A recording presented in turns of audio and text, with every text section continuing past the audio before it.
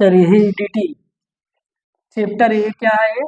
Chapter 8 है science में, class 10 का चैप्टर 8 है, ठीक ना। हेरिडिटी कोई बोलेगा नहीं। हेरिडिटी मतलब होता है अनुवांशिकता।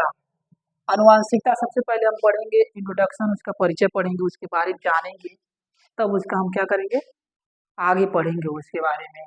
तो अनुवांशिकता का मतलब क्या होता है? अनुवांशिकता का मतलब ये होता है कि सभी जीवों की संतानें उनमें अत्यधिक मिलती जुलती हैं। जैसे सभी जीव होते हैं, जितने भी जीव होते हैं उनकी संतानें क्या होती हैं, आपस में मिलती जुलती हैं। क्या होती हैं? मिलती जुलती हैं। ये नहीं कि कहने का मतलब ये नहीं, ऐसा नहीं हो सकता है। मनुष्य मनुष्य जो होता है एक बच्चे को जन्म देता है, मतलब मनुष्य को ही जन्म देता है, एक बंदर बंदर को ही जन्म देता है, यानी कि एक माता पिता की जो संतानें होते हैं उनसे मिलती जुलती है, ठीक है। अब देखिए, एक ही जाति का जीव उसी जाति के जीव ही उत्पन्न करता है, यानी एक ही जाति के जो जीव होते हैं उसी जाति के ही जीव को क्या करते हैं, उत्पन्न करते हैं, ठीक। अब आगे देखिए, जैसे मनुष्य का बच्चा मनुष्य ही बनता है। क्या बनता है? मनुष्य के बच्चा मनुष्य बनता है। मटर के बीज से मटर के पौधे ही उगते हैं, यानी मटर के बीज से मटर के पौधे। ये बहुत ज्यादा इंपॉर्टेंट है। मटर के बीज से क्या होते हैं?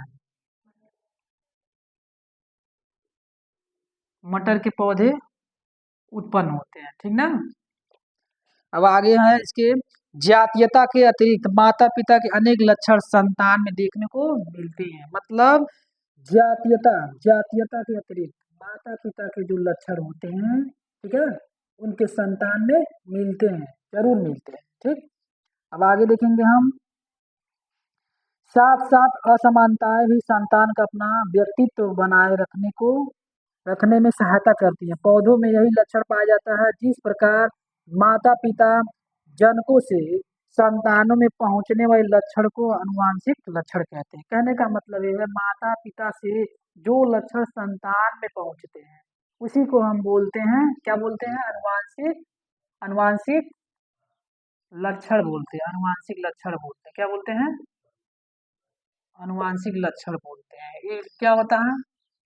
यानी जो माता पिता से, क्या, माता पिता से जो लक्षण उसके संतान में मिलते हैं उसी को हम बोलते हैं अनुवांशिक लक्षण बोलते हैं, हेरिडिटी क्वालिटी बोलते हैं। समझ में आया?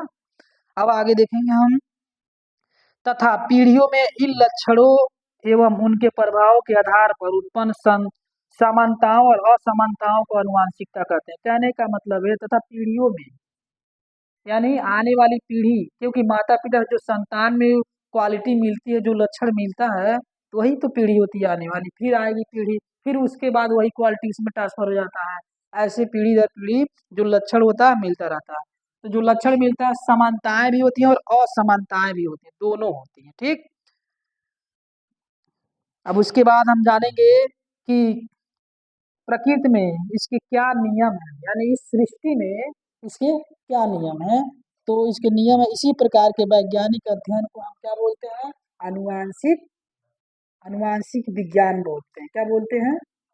यानी इसी प्रकार के लक्षणों को अध्ययन करने के लिए ढेर सारे वैज्ञानिक जो अध्ययन किए, तो इसी को हम बोलते हैं अनुवांशिक विज्ञान या अनुवांशिकता। क्या बोलते हैं?